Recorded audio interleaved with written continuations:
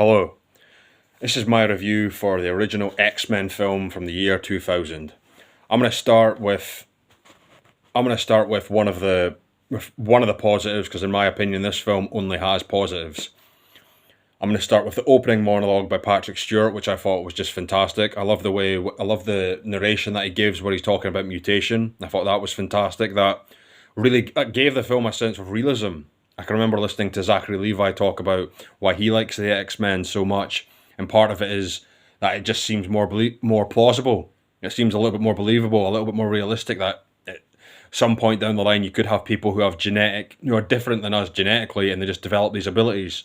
I think that's possibly what gives this film a great sense of realism. There's a great sense of realism to this film, and that is probably the first domino that falls to give us that impression. You could maybe argue that the second domino was Magneto's opening scene in Auschwitz in 1944. That was a great scene, and that really was what made us empathize with Magneto, understand why Magneto is the way he is, what made him into the person that he is today. Then I want to talk a little bit about Rogue. I thought she was another positive, the character of Rogue. We first get introduced to her when she's interacting with her boyfriend. We see her kissing her boyfriend, and then she nearly kills her boyfriend. And this takes place just before Rogue goes and sees Wolverine in the cage fight. Then that takes place just before the bar fight scene. Then you see Rogue and Wolverine in the caravan. You see them interacting with each other. Wolverine reveals his name to her is Logan. She reveals her real name is Marie. That was a great scene. And of course we get another great scene with Storm and Cyclops showing up after Sabretooth tries to attack Wolverine and Rogue. We see Storm and Cyclops rescue the two of them, and that was a great scene. That was just fantastic. I love that moment. A personal favourite moment would be when you see the camera zoom in on Wolverine's nose, and he sniffs that there's somebody near him, and he draws his claws. I thought that was just fantastic. And I also loved when he was talking to Rogue, how he says, when Rogue asks, does it hurt when they come out, when his claws appear? And he says every single time that he draws his claws, it hurts him. That once again adds to the realism, that having these abilities, having these gifts, having these powers, not all glitz and glam, not all sparkly, it's not fun and fantastic 24/7. That was just more brilliance from this film. We get to see Jean interacting with Wolverine in the X mansion.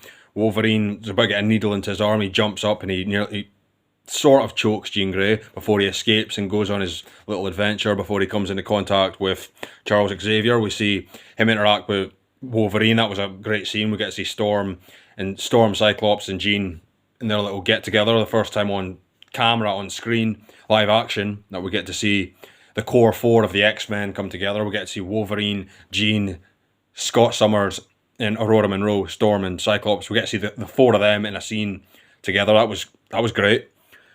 I would also say that I loved the Magneto train station scene. That's another great scene. When you get to see Magneto rip apart a train, and then you get to see Wolverine draw his claws before Magneto uses his powers on him, and then he launches him up the car, and then Rogue runs, and then Magneto incapacitates her. That was a great scene before we see the standoff with the police. That was a great, just brilliant scene all around.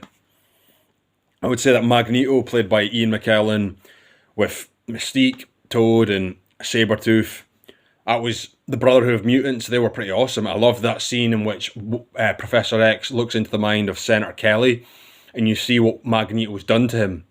That was just a brilliant scene. And seeing Patrick Stewart stand up in the row, see him actually physically stand up, see Charles Xavier physically stand up, that was great. I feel like the way that was filmed, Bryan Singer's direction here was fantastic. Just excellent direction. You get to talk about Senator Kelly. I thought he was good. I thought he was an interesting villain, an interesting antagonist in the film. Obviously Magneto is the primary villain, but Senator Kelly was a good villain. The actors overall were solid. I like Toad, I like Mystique, I like Sabretooth, I like Storm, Cyclops, Wolverine, Jean, I like Rogue, I like Bobby. I like Professor X. I don't think I've missed anybody here. I think it was a solid cast. It was a really, really good cast. I really I thought the actors did a great job. Bryan Singer can get great performances out of actors. Watch Bohemian Rhapsody for more evidence of that. The ending. I want to talk about the ending now. The ending, also, well, before I talk about this, before I talk about the actual ending, maybe when we see Mystique meddle with Cerebro, we then see Professor X he becomes incapacitated. He's out the game, if so to speak, and you see the core four of the X-Men: Wolverine, Storm, Jean, and Wolverine, Storm, Jean, and Cyclops going on their quest, going to try and stop Magneto at the Statue of Liberty. They go toe to toe with Mystique, Toad, and Sabretooth at first before it's a final standoff with Magneto, and they eventually achieve victory. I thought that was just all round brilliant. I thought that was a great ending to the film, and I love the way it builds. I love the way it just gets more and more climactic as the United Nations senators, as the people gathered at the United Nations summit are about to run away, and Cyclops just manages to use his eye vision, uses laser eyes on Magneto, which makes it so that Wolverine can break the machine, and they just manage to save the day at the last second. That was fantastic. Great ending. I liked, of course, seeing Logan stealing Cyclops' bike. That was pretty cool. And I also would say that the chess scene between Professor X and Magneto, fantastic. We get to see more of that in X-Men First Class and again in X-Men Days of Future Past. We unfortunately see it in X-Men Dark Phoenix, but I don't really want to talk about that film. The soundtrack by Michael Kamen, that was fantastic. The soundtrack overall, just brilliant. I really like the soundtrack. So many great parts to it. I would say that was another positive. And I would probably say here's maybe the last two positives that I'll say. I loved how rare the abilities that the mutants possessed were. It felt rare, it felt unique, it felt almost supernatural in a way. So it felt there was a very strong feeling of awe and wonder with regards to the abilities that the mutants possessed, and I just feel like we, the audience, we were made to feel a sense of like wow, these people have gifts and abilities and skills that truly are quite astonishing. The film makes us feel that. And I feel like the way it was just captured by Bryan, say his name again, Bryan Singer, he just did a great job. He was a fantastic choice to direct this film 23 years ago. And a quarter of a century old. And this is my last positive, it's arguably the most influential superhero film ever made. Arguably. You could say maybe Batman in 89, Superman in 78, you could maybe argue Iron Man 1, you could maybe argue that it's The Dark Knight from 2008. I'd personally say it was the original X-Men from the year 2000. That is the most influential superhero film. I'm not saying it is the greatest superhero film. I'm not saying it's the best superhero film. I'm not even saying it's my all-time favourite superhero film. You could argue it is the most influential superhero film ever made.